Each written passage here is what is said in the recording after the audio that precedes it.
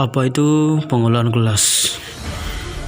Pengelolaan kelas dalam bahasa Inggris diistilahkan classroom management, yang berarti istilah pengelolaan identik dengan manajemen. Pengertian pengelolaan atau manajemen pada umumnya yaitu kegiatan-kegiatan baik meneliti, perencanaan, pengorganisasian, pengarahan, pengkoordinasian, pengawasan, dan penilaian. Di bawah ini ada beberapa pendapat yaitu menurut Alberto dan Troutman mengenai pengelolaan kelas, dan ada lagi ada Chopper bisa dibaca sendiri. Dari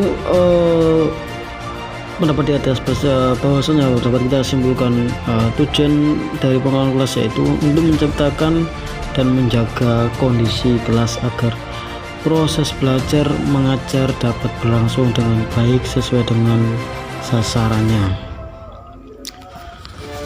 Selanjutnya itu bimbingan konseling. Meski kalian semua sudah pernah kalau di SMP atau SMA atau di sekolah manapun mesti ada bimbingan konseling. Hal biasanya disingkat dengan BK.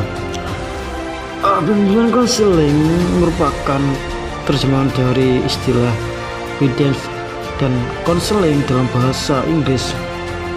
Secara harfiah istilah guidance berasal dari akar kata guide yang berarti mengarahkan. Menurut James P. Adam yang dikutip oleh Depdikbud,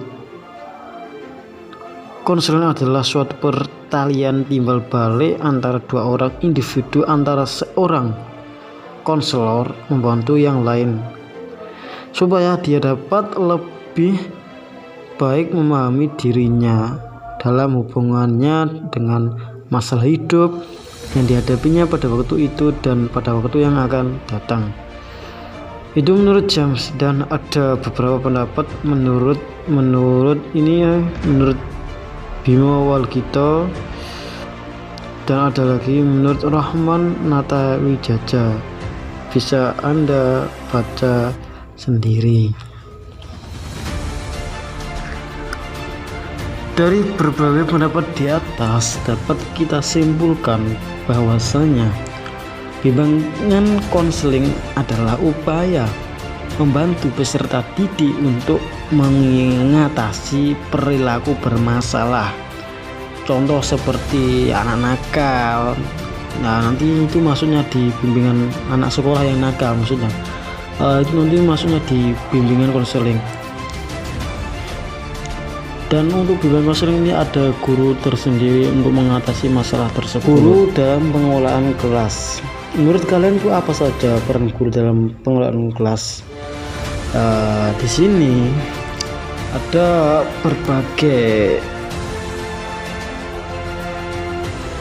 macam peran dalam pengelolaan kelas, itu khususnya untuk guru. Yang satu, peran kelas bagi guru itu menciptakan kelas yang tertib dan nyaman. Dua, menciptakan sekretariat memberi layanan semenarik mungkin sesuai dengan berbagai aspek. Ketiga, memulailah proses pemberian layanan. Nomor 4, tujuan diberikannya pelayanan kepada siswa sebelum proses pembelajaran agar ada kebersamaan dalam upaya mencapainya. Ada guru terusnya guru mengetahui relevansi materi. 6, menciptakan strategi yang dapat melibatkan siswa sepenuhnya ikut dalam pembelajaran dalam kelas tersebut. Bimbingan konseling bisa juga diartikan pendekatan komunikasi.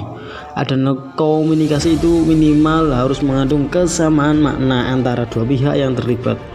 Dikatakan minimal karena komunikasi tidak hanya informatif, yakni agar orang lain mengerti dan tahu, tetapi juga persuasif, yaitu orang lain bersedia menerima suatu paham atau keyakinan, melakukan suatu perubahan atau kegiatan dan lain-lain.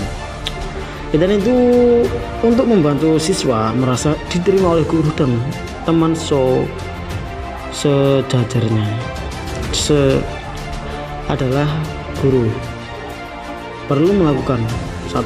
Mencoba membangun hubungan dengan siswa di kelas. 2. Memantau sikap guru sendiri selama pembelajaran.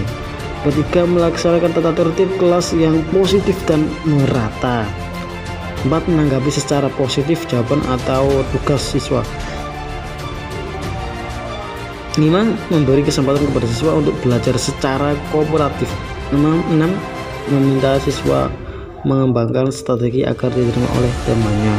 Hubungan antara adanya pengelolaan kelas dan bimbingan konseling yaitu merupakan suatu program pelayanan bimbingan dan konseling tidak mungkin akan terselenggara dan tercapai bila tidak memiliki suatu sistem pengelolaan atau manajemen yang bermutu, dalam arti dilakukan secara jelas, sistematis dan terarah. Undang-Undang Sistem Pendidikan Nasional Nomor 20 Tahun 2003 Pasal 3 dinyatakan bahwa pendidikan nasional berfungsi mengembangkan kemampuan dan membantu watak serta peradaban bangsa yang bermartabat, rangka mencerdaskan kehidupan bangsa, bertujuan untuk berkembangnya potensi peserta didik agar menjadi manusia yang beriman dan bertakwa kepada Tuhan Yang Maha Esa, berakhlak mulia, sehat, berilmu, cakap, kreatif, mandiri, dan menjadi warga negara yang demokratis serta bertanggung jawab. Sejalan dengan tujuan pendidikan nasional, maka dirumuskan tujuan pendidikan dasar, yakni memberikan bekal kemampuan dasar kepada siswa untuk mengembangkan kehidupannya sebagai pribadi, anggota masyarakat, warga negara, dan anggota umat manusia, serta mempersiapkan siswa untuk mengikuti pendidikan menengah.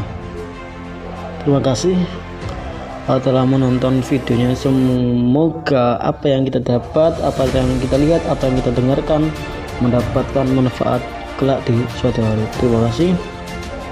Dari saya, Darsan, Prodi PAI Stitaf semester 6, mengucapkan Assalamualaikum warahmatullahi wabarakatuh.